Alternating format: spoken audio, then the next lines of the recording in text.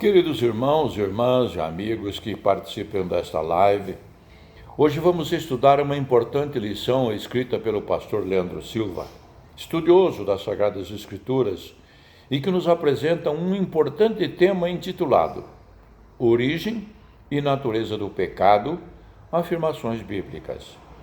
O texto áureo está fulcrado na primeira carta do apóstolo João, capítulo 1, verso 8, que diz, abro aspas, se afirmarmos que estamos sem pecado, enganamo-nos a nós mesmos, e a verdade não está em nós.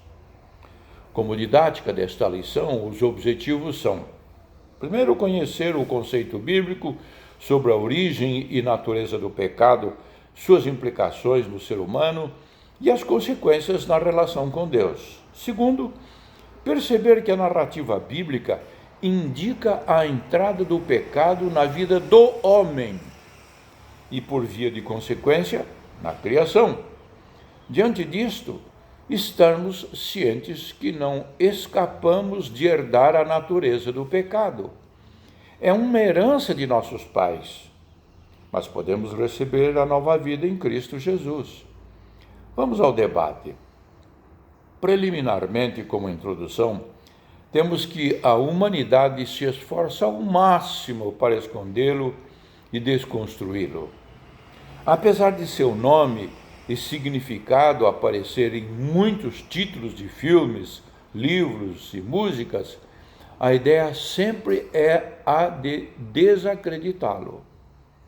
Também gostam de usá-lo como uma metáfora, uma caricatura do que realmente ele significa. Os juízes já não se preocupam mais com seus efeitos nos tribunais.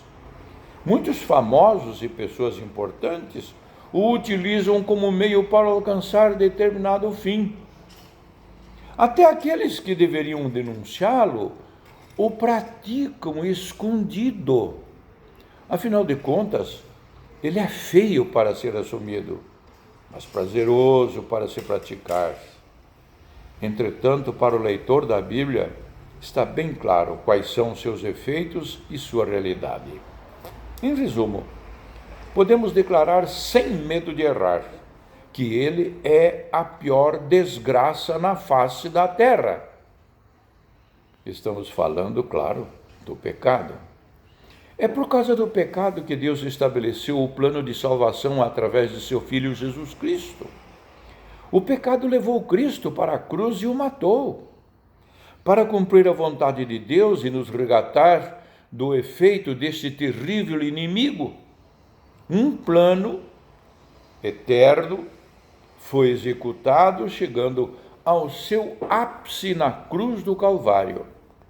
Agora somos livres dos efeitos do pecado e podemos dizer não aos seus convites. Podemos fugir do pecado, podemos vencê-lo, podemos evitá-lo. No original grego, a palavra é hamartia. Esse termo é derivado de uma raiz que indica errar o alvo, fracassar. Trata-se do fracasso em não atingir um padrão conhecido, desviando-se dele. E o pecado continua por aí, bem vivo e atuante, causando seus estragos em tudo e todos. Todo o universo está se deteriorando, todas as energias estão se esgotando, todas as luzes estão se apagando. Tudo isso porque o plano original de Deus no Jardim do Éden recebeu um intruso. A introdução do pecado no homem. Vejamos a seguir o que a Bíblia nos ensina sobre isso. Ponto número 1. O pecado entrou na humanidade. Quanto a Satanás, no entanto, devemos lembrar que ele já trazia os efeitos do pecado em seu próprio ser, pois havia praticado outro pecado antes de chegar ao jardim. Outrora, anjo de luz, querubim, ungido, foi criado por Deus como a mais bela das criaturas no céu. Por ser tão belo, era um aferidor de medida, ou seja, uma referência do que era beleza. Vejamos alguns versículos do texto de Ezequiel 28, 12 a 15. Abro aspas. Filho do homem, levanta uma lamentação sobre o rei de Tiro e dize: assim diz o Senhor Jeová, tu és o aferidor da medida, cheio de sabedoria e perfeito em formosura. Estavas no Éden, jardim de Deus. Tu eras querubim, ungido para proteger, e te estabeleci. No monte santo de Deus estavas, no meio das pedras afogueadas andavas. Perfeito eras nos teus caminhos, desde o dia em que foste criado, até que se achou iniquidade em ti. O texto acima é uma profecia, e como texto profético, tem seus desdobramentos para a época, abro parênteses, referindo-se ao rei de Tiro e à condenação por causa dos seus pecados, fecho parênteses. Mas há também um desdobramento espiritual. É possível perceber que as características apresentadas no texto não pertencem a um homem. O texto fala sobre um anjo, um ser maravilhoso que foi criado com um propósito. Fica evidente que este ser desobedeceu, que se esqueceu da finalidade para a qual fora criado e perdeu sua posição quando se achou iniquidade nele. Será que podemos afirmar categoricamente que o diabo é a origem do pecado? Devemos reconhecer que a Bíblia não nos fornece explicitamente essa informação. O que podemos afirmar é que todas as criaturas, Satanás foi o primeiro pecador e também o protagonista, por meio do qual o pecado entrou na humanidade. E da parte do homem, infelizmente, este cedeu à tentação lá no jardim, onde até então não havia a realidade do pecado. Para você pensar e aplicar, será que percebemos o perigo de dar lugar ao diabo? Ponto número 2. O homem não é a origem do pecado. Pelo relato do livro de Gênesis, aprendemos sobre a queda. O evento primeiro que desencadeou toda uma série de erros, doenças, desgraças e tragédias a partir de Adão e Eva e em seus descendentes. Por mais alianças que Deus faça com o homem, este sempre peca e tende em suas atitudes para o erro e para o mal, na grande maioria das vezes. Mas não foi sempre assim. Antes da queda, a Bíblia registra que Adão foi criado por Deus de maneira diferente do restante da criação. Em cada dia da criação, Deus falou, e sua ordem tornou-se realidade. Deus falava e algo acontecia. Surgiu o ar, a água, a terra, a vida, e em cada dia ele se alegrava e via que o que estava fazendo era bom. Porém, quando chegou o sexto dia, Deus, com suas mãos, formou o homem do pó da terra, soprou nele o fôlego da vida e viu sua mais perfeita criação a respirar pela primeira vez e a levantar-se. Todas as outras coisas Deus criou falando, mas o homem Deus criou amando. Deus também criou uma auxiliadora idônea para o homem, a mulher, e os estabeleceu no jardim do Éden com uma finalidade, o que chamamos de mandato cultural. Está registrado em Gênesis capítulo 1, versículo 28, abro aspas, e Deus os abençoou e lhes disse, sede fecundos, multiplicai-vos, enchei a terra e sujeitai-a, dominai sobre os peixes do mar, sobre as aves do céu e sobre todo animal que rasteja pela terra.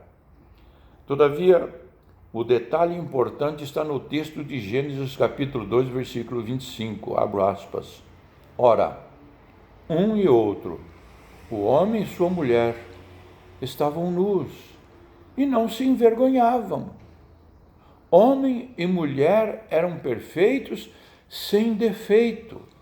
Não sentiam vergonha, não tinham malícia, não sabiam o que era o mal e nem a doença. Somente a árvore do conhecimento do bem e do mal era proibida a eles. Eram criaturas com propósito, assim como Satanás tinha sido quando fora criado. Eram sem pecado. Não o conheciam nem sabiam de seus efeitos, até que desobedeceram. Portanto, não se pode afirmar que o homem foi a origem do pecado. Isso nos levaria automaticamente a apontar Deus como o causador do pecado, pois ele é o criador do homem. Mas isto é impossível. Deus não originou o pecado, pois ele é bom. A Bíblia nos ensina claramente que Deus, em seus atributos, não possui nem pecado nem mal. Deus é bom, é perfeito e não muda. Deus é luz e nele não há trevas alguma. Deus e o pecado são como a água e o óleo, não se misturam. Uma aplicação. Louvemos a Deus por ter criado o ser humano em perfeição. Ao mesmo tempo, reconhecemos como o pecado da desobediência é fatal. Ponto número 3.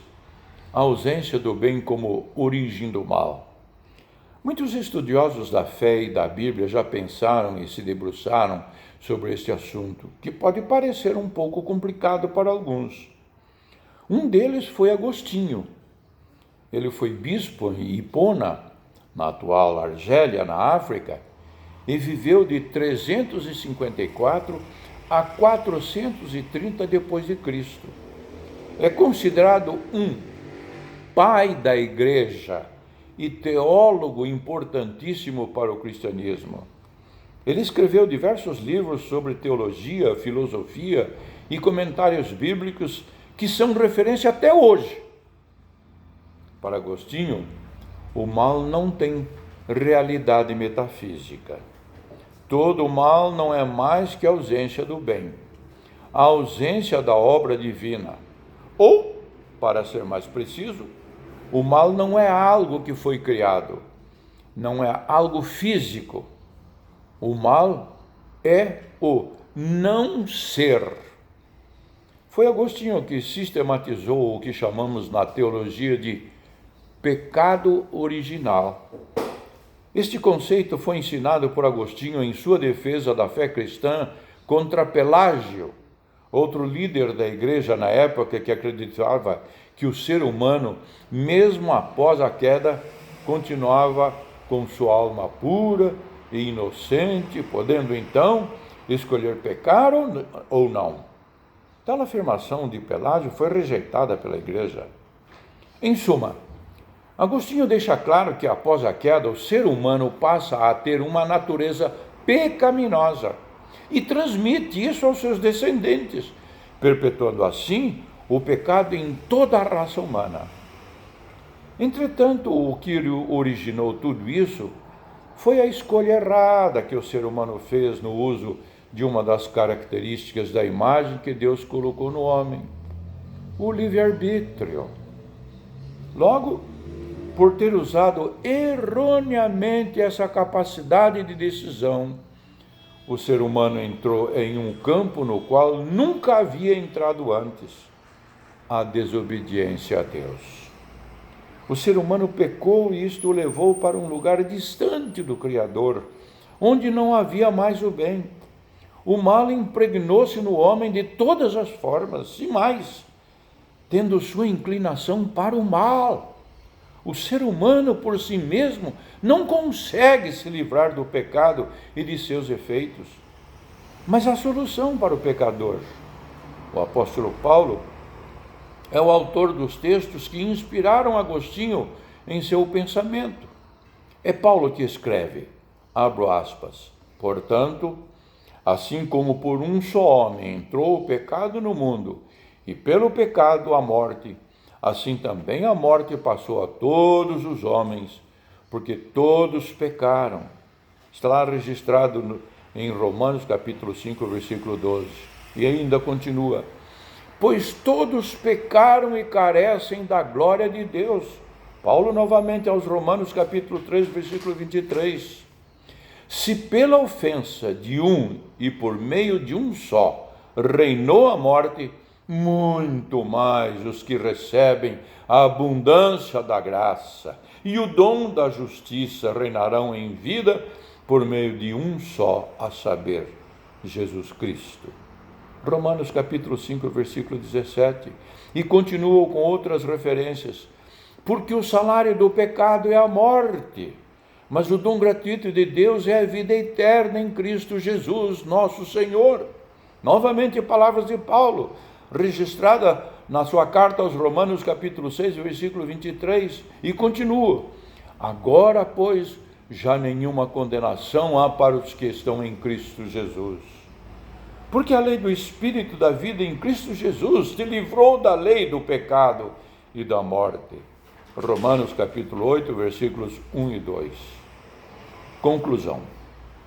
Acima da importância de sabermos qual é a origem do pecado, está a importância de saber como lidar com o pecado, vivendo a nova vida em Cristo e não dando mais espaço em nossas atitudes para este mal.